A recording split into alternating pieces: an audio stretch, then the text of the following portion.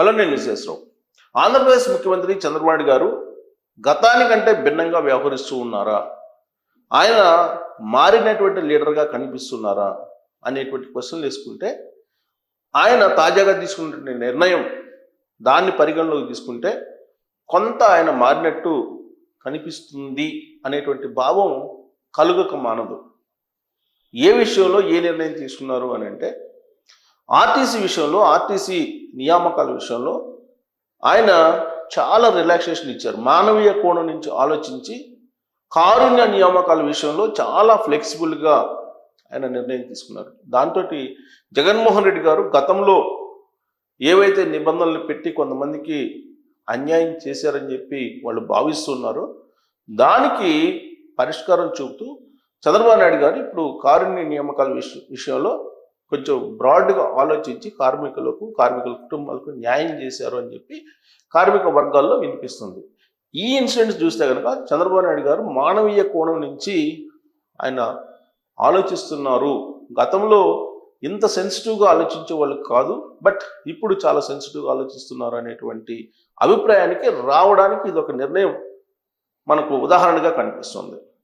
అయితే ఏంటి జగన్మోహన్ రెడ్డి గారు అప్పట్లో చేసినటువంటి తప్పు, ఇప్పుడు దాన్ని చంద్రబాబు నాయుడు గారు ఎలా దిద్దారు, పరిష్కారం చూపారు అని అంటే, వాస్తవంగా ఆర్టీసీని ప్రభుత్వంలో విలీనం చేస్తామని చెప్పి జగన్మోహన్ రెడ్డి గారు 2019 ఎన్నికలకు ముందు ఇచ్చినటువంటి హామీ. ఆ మేరకు 2021లో ఆర్టీసీని విలీనం చేశారు ప్రభుత్వంలో.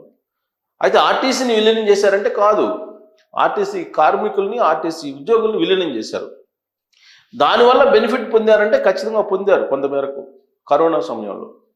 అయితే వీళ్ళకి ట్రెజరీ నుంచి అయితే శాలరీస్ వస్తున్నాయి, కానీ కార్పొరేషన్ పరిధిలో ఉన్నప్పుడు ఉన్నటువంటి బెనిఫిట్స్ ఏదైతే ఉన్నాయో, ఆరోగ్యానికి సంబంధించి కానీ హెల్త్కి సంబంధించి ఇష్యూస్ వచ్చినప్పుడు అవి నెరవేరడం లేదు. కార్పొరేషన్లో ఉన్నప్పుడే బాగుంది అనేటువంటి అభిప్రాయం ఆర్టీసీ ఉద్యోగుల్లో వినిపిస్తూ ఉంది. కానీ 2021లో ఆర్టీసీని ప్రభుత్వంలో విలీనం చేసినప్పుడు కారుణ్య నియామకాల విషయంలో ఆయన ఒక నిర్ణయం తీసుకున్నారు. ఎవరైతే 2019కు ముందు చనిపోయారో వాళ్ళ సంబంధించినటువంటి కుటుంబీకులకు మాత్రమే ఈ కారుణ్య నియామకాలు వర్తిస్తాయి అనేటువంటి ఒక నిర్ణయాన్ని తీసుకున్నారు. పైగా 2019, 2021 మధ్యలో చనిపోయినటువంటి వాళ్ళకు కూడా కొంత రిలాక్సేషన్ ఇచ్చారు. సో దీంతో దాదాపు ఈ పరిధిలోకి రానటువంటి వాళ్ళు 800 మంది ఉన్నారు. 2019, 21 మధ్యలో చనిపోయినటువంటి వాళ్ళ కుటుంబాలకు మాత్రం ఇది వర్తిస్తుంది అనేటువంటి ఒక కండిషన్ పెట్టారు ఆయన. సో అంతకుముందు చనిపోయినటువంటి వాళ్ళకి మరి దీన్ని వర్తింపజేస్తారంటే చెయ్యము అని చెప్పారు. దీంతో 800 మంది కార్మికులు సంబంధించినటువంటి కుటుంబాలు కారుణ్య నియామకాలకి అనర్హులుగా మిగిలిపోయారు. ఈ విషయాన్ని చంద్రబాబు నాయుడు గారికి ఇటీవల కాలంలో కార్మిక నేతలు చెప్పారు. చెప్పినప్పుడు ఆయన పూర్తి స్థాయిలో రిలాక్సేషన్ ఇస్తూ, ఆర్టీసీ కార్మికులు ఎవరైనా సరే డ్యూటీలో ఉంటూ చనిపోతే వాళ్ళ కుటుంబీకులకు కారుణ్య నియామకాలు వర్తిస్తాయి. అది ఏ ఇయర్ అనేది కట్ ఆఫ్ లేకుండా ఎప్పుడు ఆర్టీసీ కార్మికులు చనిపోయినా వాళ్ళ కుటుంబీకులకు కారుణ్య నియామకాలు ఖచ్చితంగా ఉంటాయని చెప్పి ఆయన తాజాగా ఒక నిర్ణయం తీసుకున్నారు. దాంతో ఆ 800 కుటుంబాలు ఏవైతే ఉన్నాయో అవి బెనిఫిట్ పొందాయి.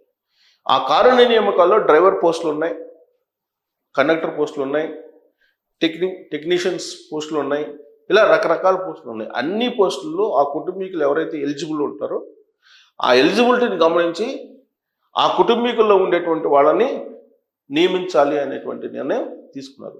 దీంతో కార్మికులకు చంద్రబాబు నాయుడు గారిలో ఉన్నటువంటి మానవీయ కోణం అయితే కనిపించింది. అయితే అట్ ద సేమ్ టైం ఆర్టీసీని ఏం చేయబోతున్నారు చంద్రబాబు నాయుడు గారు అనేటువంటి ప్రశ్న అయితే కార్మికులను వెంటాడుతుంది. ఇటీవల కాలంలో జరిగినటువంటి పరిణామాలను మనం తీసుకుంటే కనుక ఆర్టీసీ నష్టాల్లో నడుస్తుంది. ఆర్టీసీకి సంబంధించి ఇప్పటికే ఎలక్ట్రిక్ బస్సులను ప్రవేశపెడుతూ ఉన్నారు. అటు తెలంగాణలో ఇటు ఆంధ్రప్రదేశ్లో 2 చోట్ల ఆర్టీసీ ఎలక్ట్రిక్ బస్సులను ప్రవేశపెడుతోంది. వీటిని ప్రైవేట్ కార్పొరేట్ సంస్థలు నిర్వహిస్తున్నాయి. మామూలు కాంట్రాక్టర్స్ కూడా నిర్వహించే పరిస్థితి లేదు. ఎందుకంటే ఆర్టీసీలో హైయర్ బస్సులు ఉన్నాయి. హైయర్ బస్సులకు సంబంధించినటువంటి యాజమాన్యం ఉంది. వాళ్ళు కూడా ఆర్టీసీ ఎలక్ట్రిక్ బస్సులను నిర్వహించేటువంటి పరిస్థితి లేదు. సో దీంతో కార్పొరేట్ సెక్టర్ ఎంటర్ అయింది ఆర్టీసీలో. ఆర్టీసీ స్థలాల్ని, ఆర్టీసీకి ఉన్నటువంటి ఆస్తుల్ని క్రమక్రమంగా ఆ కార్పొరేట్ సంస్థల